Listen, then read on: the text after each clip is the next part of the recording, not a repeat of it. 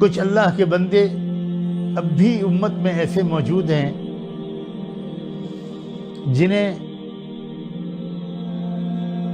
وقتاً فوقتاً یا کبھی کبھی کہہ لیجئے کہ رحمت دو عالم صلی اللہ علیہ وآلہ وسلم کی زیارت اور ہم کلامی کی دولت نصیب ہو جاتی ہے۔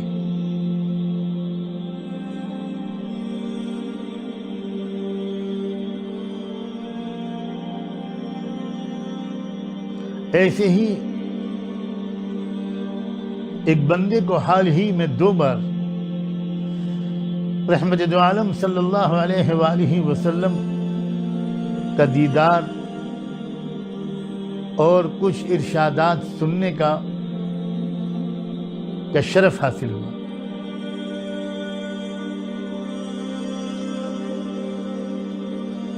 میری زبان لڑکھڑا رہی ہے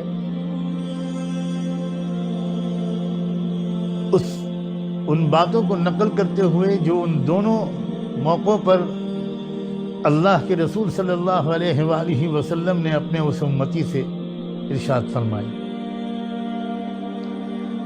لیکن امانت کے طور پر آپ تک پہنچانے کی کوشش کرتا ہوں، اور اللہ کرے سچے دل سے میں سب سے زیادہ اپنے آپ کو ہی اس کی وجہ اور مخاطب سمجھ سکوں، کسی ریاکاری کے بغیر۔ ایک بار کی زیارت کے موقع پر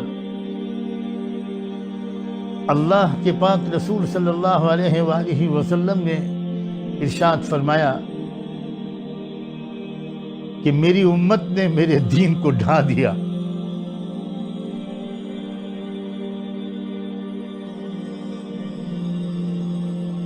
میری امت نے میرے دین کو ڈھا دیا۔ بہت مغموم شکل میں نظر آیا آپ، اور ایک ایسے مکان میں نظر آیا جس کی چھت گر چکی تھی۔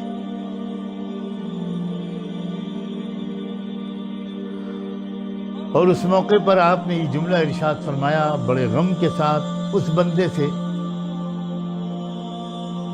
کہ میری امت نے میرے دین کو ڈھا دیا۔ اور دوسری بار پھر تھوڑی دن کے بعد پھر زیارت نصیب ہوئی، تو اس بندے کے کہنے کے مطابق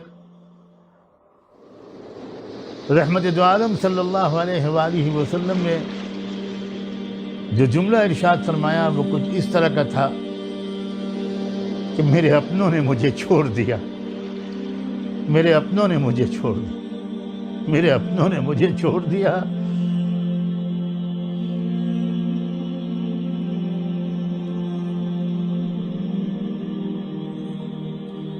کیا دنیا بھر کے حالات،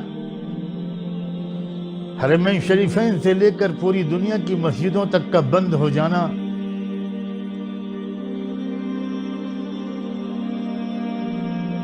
کیا اس بات کی دلیل نہیں ہے کہ رب ہم سے راضی نہیں ہے؟ رب ہم سے راضی نہیں ہے۔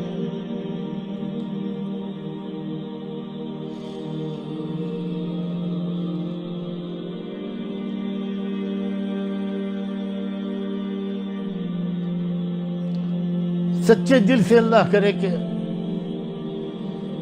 یہ اعتراف ہم میں سے ہر ایک کو اور سب سے زیادہ اس کہنے والے کو نصیب ہو جائے